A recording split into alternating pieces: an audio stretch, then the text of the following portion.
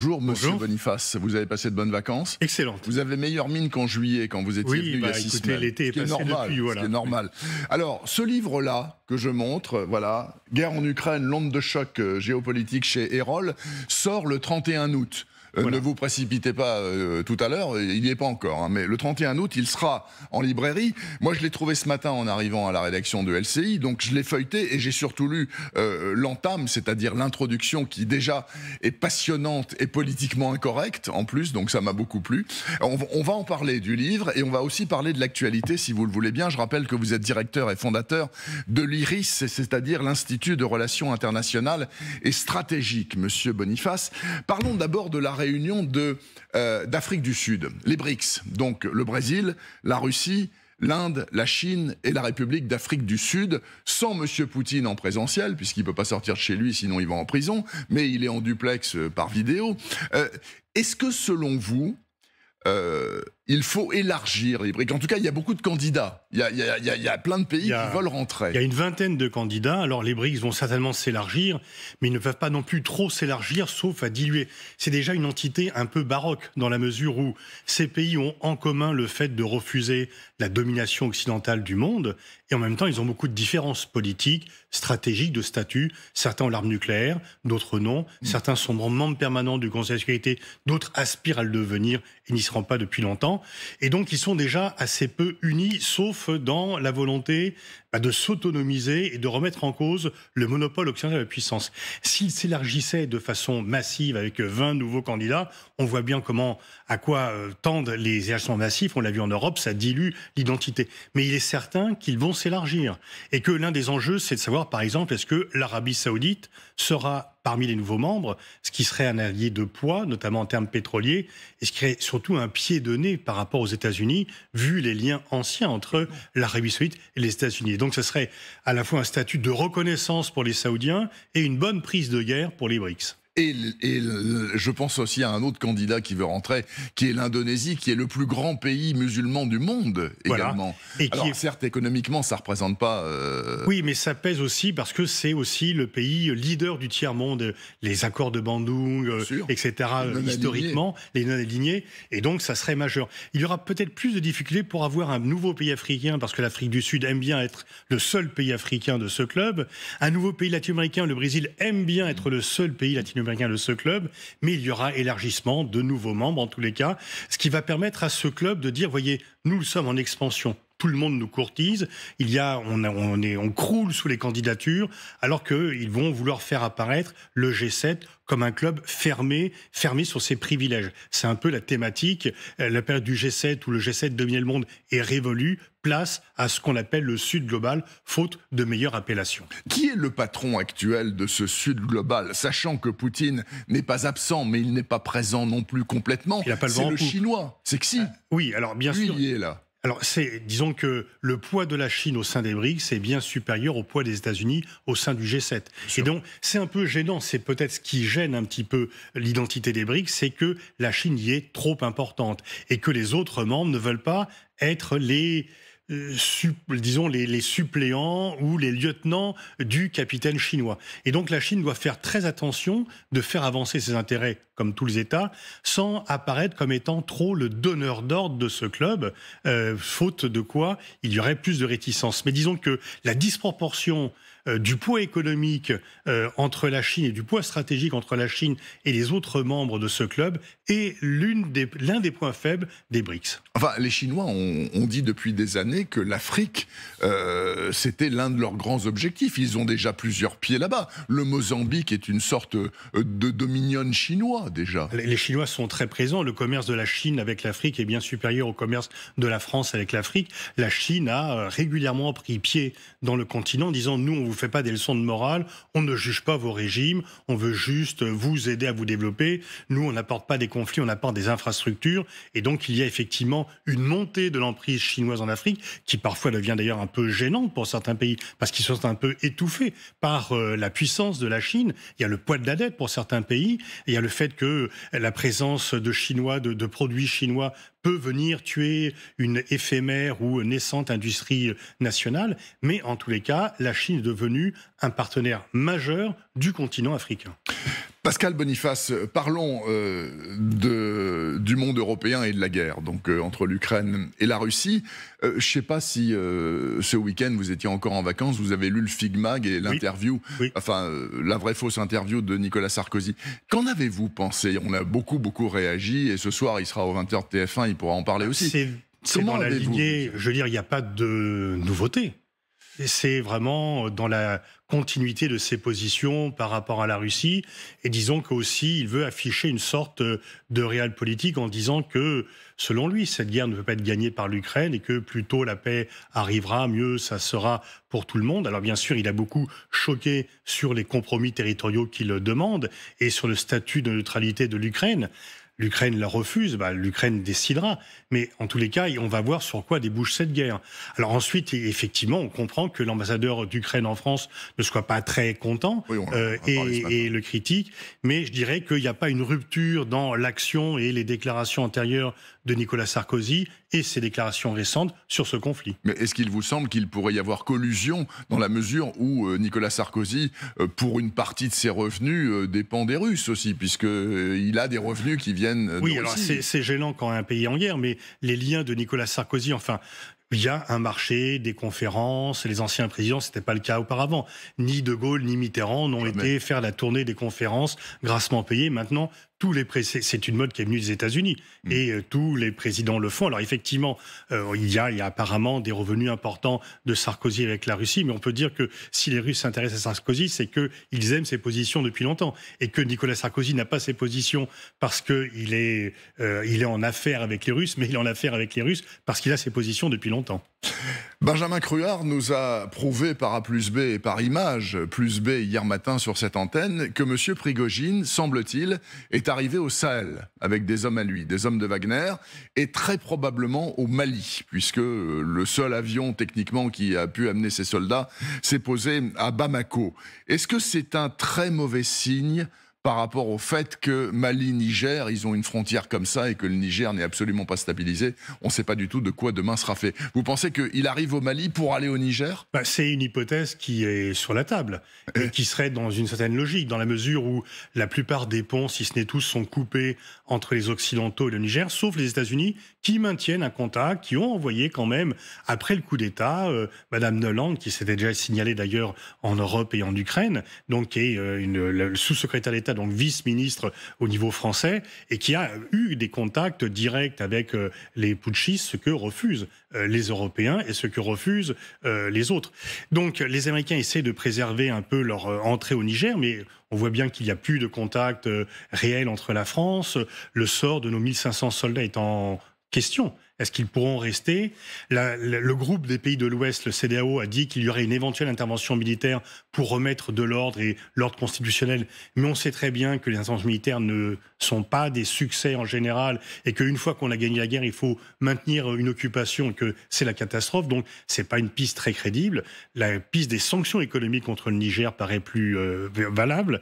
Mais en tous les cas, on voit que ces putschistes veulent se maintenir au pouvoir, qu'ils coupent eux-mêmes les ponts et que l'alternative d'une présence russe de Wagner, qui ne sert pas beaucoup pour le développement du pays, qui ne sert pas beaucoup pour la sécurité du pays, mais qui est extrêmement utile pour la sécurité des régimes, comme au Mali, pourrait être une option. Et il y aurait une continuité, effectivement, Mali, Niger, sans parler du Burkina et un peu plus loin de la République centrafricaine.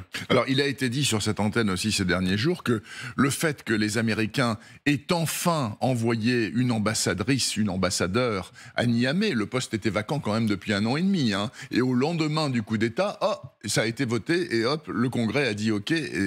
C'était juste pour préserver l'existence de la base américaine du Nord Niger, qui est la base d'où partent tous les drones tueurs pour aller buter tous les gars du djihad. C'est vraiment la priorité pour les États-Unis, mais on peut penser que par rapport au signal envoyé par la communauté internationale, et notamment par le groupe des pays d'Afrique de l'Ouest, qui, eux, ont coupé leurs relations avec la junte du Niger, envoyé le lendemain d'un putsch militaire, alors qu'on dit vouloir défendre la démocratie, envoyer un ambassadeur alors que le poste était libre depuis 1 an et demi, on peut dire quand même, en termes de calendrier, ça interpelle. Bah pour le moins, oui. Alors, parlons des engins volants, justement, les drones. Pas une nuit sans que Moscou soit survolé par des drones, évidemment, ukrainiens. En tout cas, c'est ça qui semble logique. À chaque fois, ça tape sur des infrastructures, mais il n'y a pas de victimes civiles. Les Anglais, les services britanniques disent il est possible que tout ou partie de ces drones décollent de Russie. Est-ce que ça vous semble plausible? Alors, on sait qu'il y a des Russes qui luttent contre le régime de Poutine. C'est des hommes qui sont armés, qui peuvent d'ailleurs être équipés et entraînés en Ukraine. Mais on sait qu'ils ne représentent pas, c'est pas une armée de libération. Certainement. Ce sont plus des milices. Donc, il est possible que certains... On a vu des opérations menées par des Russes pour faire des incursions sur le territoire de la Russie, puis revenir ensuite en Ukraine. Je crois qu'il ne faut pas penser qu'il y a une armée qui peut s'opposer au régime de Poutine et que la Russie sera libérée par une armée russe. Non, c'est pas le cas. Il y a pas. Par contre, il est certain, c'est que le danger est quotidien sur Moscou. Oui. Et que donc, est-ce que les moscovites vont s'habituer à être menacés? Là, comme vous l'avez dit dans votre journal, le trafic aérien a été coupé pendant quelques heures. Ça fait quand même désordre pour quelqu'un qui dit avoir apporté la sécurité à son pays, puisque la thèse de Poutine pour avoir lancé cette soi-disant opération militaire spéciale qui est une guerre, c'est de dire apporter plus de sécurité. Et on voit, et Zelensky l'a dit, c'est qu'il veut que la guerre ait lieu également sur le territoire russe. Pour l'instant, elle a lieu sur le territoire ukrainien. Il n'y a pas de raison, selon Zelensky, et il a raison, que la guerre puisse avoir lieu aussi sur le côté russe, pour qu'il y ait une sorte de... si ce n'est de dissuasion mutuelle, mais au moins de gêne mutuelle. Et donc vous avez des attaques sur les villes ukrainiennes, des attaques moins mortelles, moins nombreuses, moins dangereuses sur les villes russes. Mais l'idée, c'est que les Russes ne se sentent pas tranquilles alors qu'ils mènent la guerre contre l'Ukraine. Donc, cette volonté des Ukrainiens de porter la guerre sur le territoire russe, c'est peut-être une bonne idée. En revanche, la façon dont l'armée ukrainienne, sur le terrain, mène cette guerre est, semble-t-il, vivement critiquée par les officiels américains militaires, en tout cas les gens du Pentagone, et en général, ils utilisent le relais du New York Times pour le faire savoir, ce qui est le cas d'ailleurs en l'occurrence. Et donc, les Américains disent, ils mènent pas la guerre comme il faut, les Ukrainiens, parce que le front est trop long, ils n'ont pas assez de moyens pour le tenir, ils devraient mettre le paquet sur un seul endroit, et enfin, ils font pas bien. Est-ce que c'est très malin de faire ça de la part des Américains? Il y a de plus en plus, c'est pas nouveau, il y a de plus en plus de critiques, de sous-entendus américains, notamment de la part d'ailleurs des militaires, plus que des politiques. Oui. Alors, politique, on sait, Trump bien sûr dit on va tout arrêter, etc. Ah oui. Mais il y a déjà assez longtemps, le chef d'état-major de l'armée américaine avait dit que, selon lui, l'Ukraine ne pourrait pas reconquérir tous les territoires qu'elle a perdus depuis le début du conflit. Donc il y a régulièrement de la part des responsables militaires américains, officiellement ou officieusement, par le biais de canaux, citations, etc., des doutes sur la réussite de la contre-offensive ou sur... Alors, le débat, c'est est-ce qu'il faut mettre tout le paquet sur un coin pour faire une percée? Sauf que si vous êtes arrêté là, vous perdez aussi beaucoup d'hommes. Et le problème pour l'armée ukrainienne, on voit bien, c'est qu'ils arrivent à reconquérir des territoires lentement, plus lentement que prévu, et au prix quand même de pertes humaines, semble-t-il, importantes. Il y a de plus en plus, là aussi, d'informations non confirmées, mais qui circulent sur les pertes qui sont importantes du côté russe, mais qui sont aussi importantes du côté ukrainien, avec des débuts, on a vu qu'il y a eu beaucoup de corruption pour que des gens puissent échapper à la construction. Et partir. Zelensky a viré quand même les 12 recruteurs du pays. Voilà, mais en tous les cas, ça prouve quand même qu'il y avait des gens, disons que la mobilisation pour sauver Kiev, pour sauver l'Ukraine, est peut-être moins forte au bout de 16-17 mois de guerre. Pascal Boniface, j'aimerais qu'on parle quand même de votre livre, parce que dans la préface, moi, il y a un élément qui m'a beaucoup interpellé. Vous dites, écoutez, moi j'ai toujours eu la parole assez libre, j'ai la chance de vivre dans un pays démocratique et je compte bien jusqu'au bout utiliser cette parole libre qui est la mienne. Et vous dites, le problème avec cette guerre, comme peut-être avec toutes les guerres, mais encore plus celle-là, c'est qu'on nous demande de prendre parti. Il n'est pas question d'être au milieu et de dire, écoutez, les Ukrainiens n'ont pas tort, mais peut-être que les Russes n'ont pas totalement tort non plus. Si on dit ça, on est le suppôt du camp adverse, etc. Ça vous horripile totalement. Et quelle Quel développement faites-vous? Parce que je n'ai lu que ça, Oui. moi, malheureusement. Bah, en fait, Qu'est-ce que vous dites ma conviction, c'est qu'on a fait des erreurs à l'égard de la Russie depuis la fin de la guerre froide. C'est qu'on l'a pas réellement associé au monde et que notamment les pays d'Europe de l'Est, qui sont toujours méfiés de la Russie, ont empêché de véritables rapprochements entre l'Union européenne et la Russie. Donc je pense qu'on a commis de nombreuses erreurs à l'égard de la Russie. Ce qui n'empêche pas de dire que c'est une guerre d'agression, que la Russie commet des crimes de guerre et que c'est condamnable. Or, effectivement, on nous pousse à dire soit vous dites que la Russie fait des crimes de guerre et donc on n'a jamais eu tort à l'égard de la Russie, soit si vous dites qu'on a quand même fait des erreurs à l'égard de la Russie, dire ah mais d'où vous soutenez la guerre de Poutine, vous êtes pour le camp de Poutine.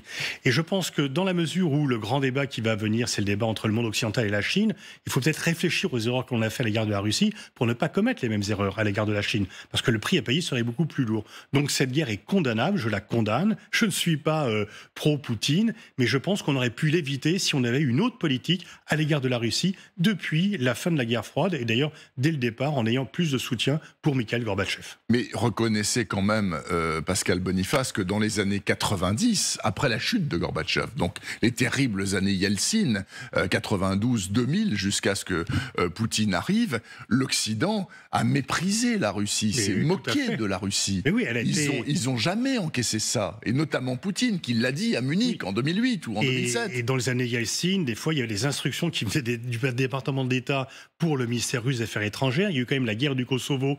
On dit que cette guerre est la première guerre en Europe, mais la guerre du Kosovo, c'est bien l'OTAN qui l'a menée. C'était pas une guerre défensive, là. Et donc là, les Russes n'ont pas du tout apprécié que l'OTAN... Les Russes avaient déjà une vision négative de l'OTAN, mais quand l'OTAN fait une guerre au Kosovo, ça prouve à leurs yeux que l'OTAN n'est pas qu'une alliance défensive. Il y a eu l'intervention en Libye, où alors, malgré l'abstention de la Russie, on a changé le mandat en cours de route, non plus pour protéger la population, mais pour faire un changement de régime. L'élargissement de l'OTAN et aussi le système de défense antimissile qui, du point de vue russe, nie l'égalité nucléaire, la parité nucléaire entre Moscou et Washington. Donc, il y a eu tout cela, effectivement, et Poutine joue là-dessus. Mais au début, Poutine était plutôt coopératif avec les Occidentaux, mais je pense que, alors, une fois encore, il a toujours été répressif, je ne soutiens pas son régime ni sa personne, et puis il a échoué, maintenant il a échoué surtout parce que son objectif était de restaurer la grandeur de la Russie. Il y était parvenu jusqu'à ce qu'il se lance dans une guerre, parce que cette guerre est venue ruiner tout son travail de restauration de l'image et de la grandeur de la Russie, et fait que la Russie sera beaucoup plus faible et beaucoup moins respectée après la guerre qu'avant. Donc, vous ne pouvez pas dire, Pascal Boniface, que l'Occident se comporte vis-à-vis de la Chine comme il s'est comporté vis-à-vis de la Russie pendant les années 90. Absolument pas. On ne méprise pas la Chine, on les craint. Oui, mais en même temps, vous voyez bien qu'il y a beaucoup de pression pour dire qu'il faut faire une grande coalition des démocraties contre l'axe des pays autoritaires, et il faut que les pays européens, loin d'avoir une politique autonome à l'égard de la Chine, suivent la politique des États-Unis, puisque c'est le pays phare des démocraties et qu'il ne faut pas s'en séparer, faute de quoi on serait désunis et faible par rapport à la Chine. Et donc l'argumentation selon laquelle il faut qu'on fasse bloc autour des États-Unis pour lutter contre la montée en puissance de la Chine peut être dangereuse, parce que ce n'est pas l'intérêt de l'Europe et que l'Europe doit faire prévaloir ses propres intérêts. Le problème, c'est qu'au sein des pays européens, et ça a été renforcé par la guerre en Ukraine, il y a des pays qui craignent tellement la Russie qu'ils pensent qu'ils doivent obéir aux États-Unis, faute de quoi ils seraient isolés, esselés et soumis à la menace russe, et que cette guerre en Ukraine montre qu'il y a à la fois une sorte de relatif affaiblissement des États-Unis dans le monde, le sommet des BRICS en est une preuve, mais un renforcement du leadership américain en Europe, puisqu'il y a de moins en moins de pays qui osent contester en Europe occidentale la politique américaine. Pascal Boniface, est-ce que vous faites partie de ceux qui pensent qu'après ces péripéties judiciaires, si M. Trump retourne à la Maison-Blanche en janvier 2025, ce sera une catastrophe? Et si oui, pourquoi? Ça sera une catastrophe pour les États-Unis déjà, parce que effectivement, par rapport à son programme, par rapport à ses actions, par rapport à son passé, ça voudra dire que la société américaine est vraiment en très mauvais état. Et ça sera une mauvaise nouvelle pour le monde, puisqu'il va continuer à démolir les institutions multilatérales qu'il avait commencé à démolir lorsqu'il était président et que Biden a plus ou moins reconstruit. Mais le fait que Biden ait reconstruit un peu le multilatéralisme ne doit pas nous amener à un suivisme aveugle à l'égard des États-Unis. Donc Trump est une menace pour les États-Unis, pour les équilibres mondiaux, et les Chinois, par contre, adoreraient que Trump soit élu, parce que ça leur laisserait une voie royale vers la première place mondiale. Pour être les maîtres du monde. Bien sûr. Ça, c'est clair. Oui, parce qu'en fait, la politique de Trump est tellement incohérente que les Chinois en sont les principaux bénéficiaires, tel qu'il l'a fait. Mais il a dit, hein, Trump, moi si je te retourne à la Maison Blanche, je règle le problème de la guerre en Ukraine en 48 heures. Oui, parce qu'il arrêterait toutes les livraisons d'armes à l'Ukraine et l'Ukraine ne pourrait pas continuer la guerre sans l'aide américaine. Et si les États-Unis cessaient l'aide militaire à l'Ukraine, les pays européens ne la poursuivraient pas très longtemps. Donc effectivement, certainement pas en 48 heures, mais ça serait une défaite de l'Ukraine puisqu'il n'y aurait plus cette aide occidentale qui lui permet de faire front par rapport aux Russes. Et j'ignorais cela, Pascal Boniface, mais le journaliste politique ce matin m'a dit, faut lui poser une question là-dessus aussi.